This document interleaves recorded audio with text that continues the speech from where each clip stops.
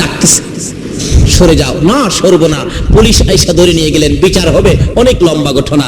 বিচার হবে, বিচারের রায় হলো আগামীকাল 12টা 1 মিনিটে তোমাকে ফাঁসি দেওয়া হবে। ঠিক আছে, কিছু কথা আছে? জি বিচারপতি, কথা কি? একটা কথা, যে মা আমার মতো সন্তান পেটে রাখছে, নবীর আশেক পাগল আমি, এই মাস কাছে একটা রাত্র থাকতে চাই মার আদুরে। যাও, পুলিশ পাহারায় মার আদুরে থাকবে। মা, মা কি বাবা, আমার তো ফাঁসির রায় হয়ে গেছে।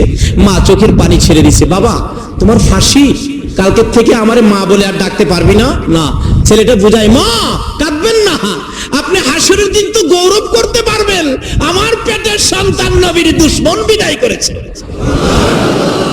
আজকে 12 দিন ব্যাপী রবিউল আউয়ালে ঈদে মিলাদুন নবীর মাহফিলের আয়োজনের কে সদস্যগুলো কারা? আপা হাসরের দিন গৌরব করতে পারবে, আমার ছেলেরা 12 দিন ব্যাপী নবীর শরণে মাহফিল করেছে।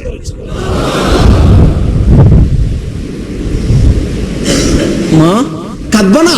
আচ্ছা বাবা আসো, বিছানা করেছি, একটা রাত ঘুমাবি আর আমি তোমাকে মন ভরে দেখবো।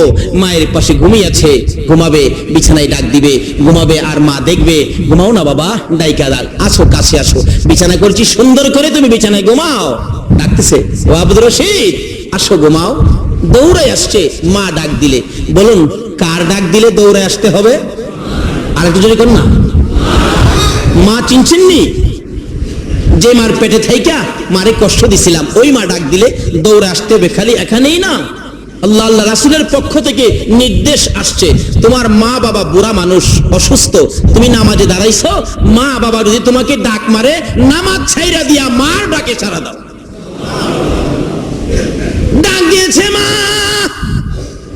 আব্দুর রশিদ রে বিছানা করেছি, আয় বিছানার মধ্যে শুয়ে শুয়ে ঘুমাও। আমি মা ঘুমাবো না, সারা রাত তোমার মাথার পাশে বসে বসে আমি জীবনের শেষ দেখা তোমারে দেখব। আয়ো না বাবা, ঘুমাও না। মা ডাক দিলে দৌড়াই আসে, আবার দরজার কিনারে চলে যায়।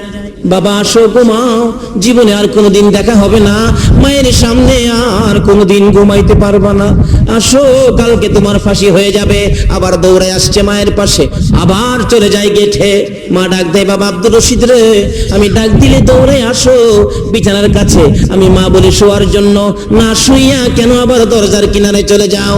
আব্দুর রশিদ দুইটা চোখের পানি ছেড়ে ছেড়ে বলেন, মা তুমি ডাক দাও এই বিছানায় শোয়ার জন্য, আমি কেন দৌড়াইয়া দরজার কিনারে চলে যাই?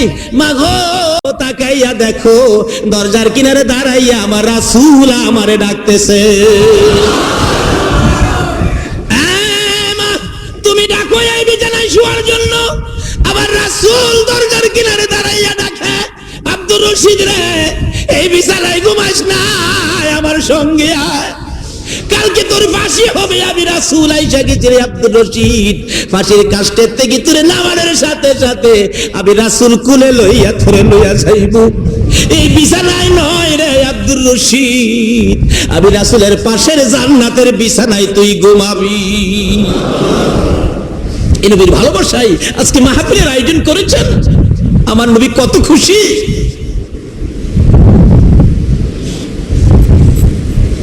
বলতেছিলাম ওই নবীর প্রেম আর ভালোবাসার মালা গলায় লাগান, আমার আল্লাহ খুশি হবে গো, রাসূল খুশি হবে গো, যে নবীর প্রেম আর ভালোবাসায় আমার আল্লাহ এত কিছু করেছেন, এক নবীর জন্য এত কিছু করেছে। আজকে সে নবীর ভালোবাসায় সময় দেওয়ার ভাগ্য কোন মায়ের সন্তানের হয়েছে, কার হয়েছে? আসুন আগে বাড়ি। ভাই সাহেব আমি শেষ পর্যায়ে যাইতেছি, আপনাদের কষ্ট হইতাছে না তো?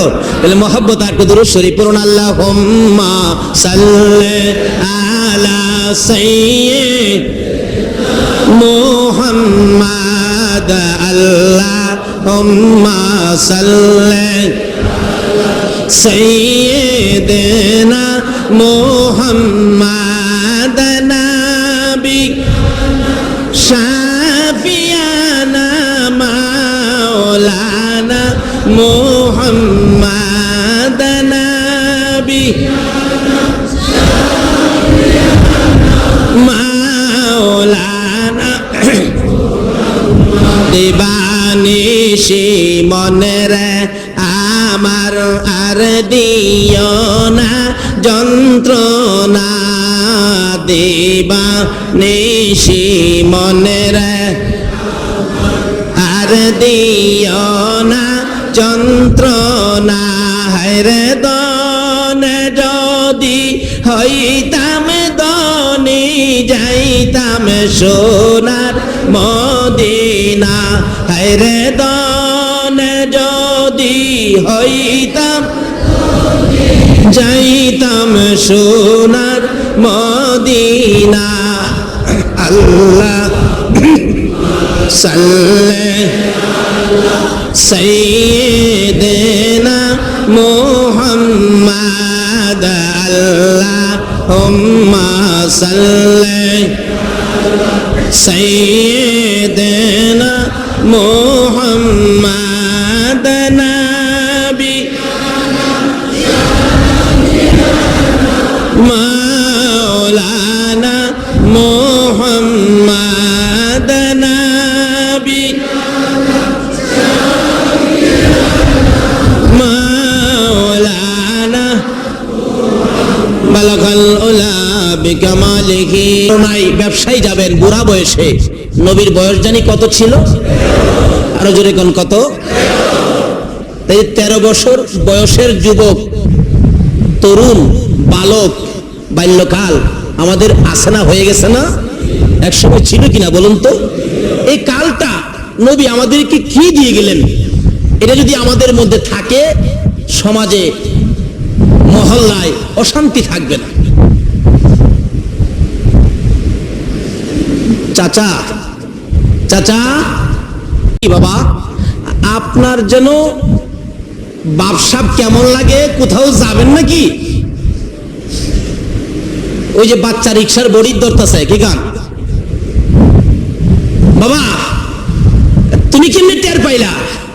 চাচা আমার বাবা নাই, আপনি আমারে আদর করেন ছেলের মতো, আমিও কিন্তু আপনারে বাবার মর্যাদা দেই। বালক মোহাম্মদ কি বললো চাচাকে, কিসের মর্যাদা দেয়? অন্ত পত্রিকায় পাওয়া যায় চাচার মাথায় বাড়িও দেয় মুসলমান। বাতিজার আঘাতে কত চাচা যে বাংলাদেশে মরছে, কিন্তু আমার নবী কি শিক্ষা দিয়ে গেলেন? চাচা আপনি ব্যবসায় যাবেন এই বুড়া বয়সে, কষ্ট হবে না? বাবা কি করব, আমি কষ্ট করতে রাজি, কিন্তু তোমাকে কষ্ট দিতে রাজি না। চাচা যত কথাই কন, আপনার কষ্ট লাঘবের জন্য, কষ্ট কম হওয়ার জন্য আমি আপনার সঙ্গী হব। মুরব্বীদের সাথে যায় কয় পারলাম না তো, বাতিজারে থেকে যাইতে পারলাম না, বাতিজা তো সঙ্গী হয়ে গেল গা।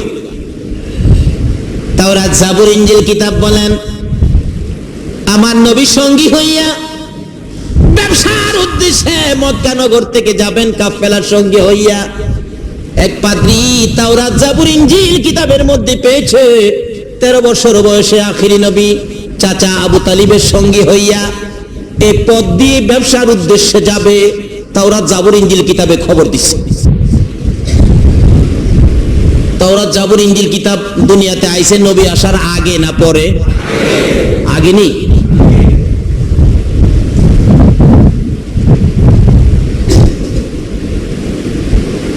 কেউ যদি কয় নবীজি 40 বছর বয়স হইছে পরে নবী হইছে, তাহলে কথাটা কি সঠিক হবে না ভুল হবে? আল্লাহ তাদেরকে বুঝ দেখ, ঠিক হবে। সকলে বলুন আমি।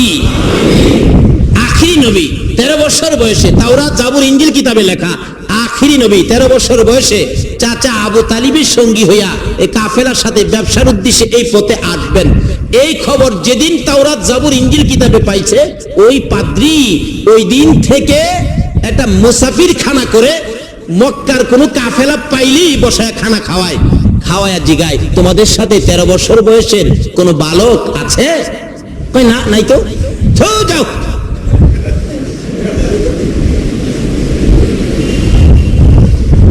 কাফেলা দেখলেই খবর দেয়, নিয়ে আসো মুসাফির খানায় ঢুকাও, ঢুকাইছে খানা খাওয়াও, খানা খাওয়াইয়া উনি যায়, পাদ্রী যায়, হুজুর মানুষ তো, পিসাব মানুষ, মুরব্বী মানুষ যায়, যে জিগায়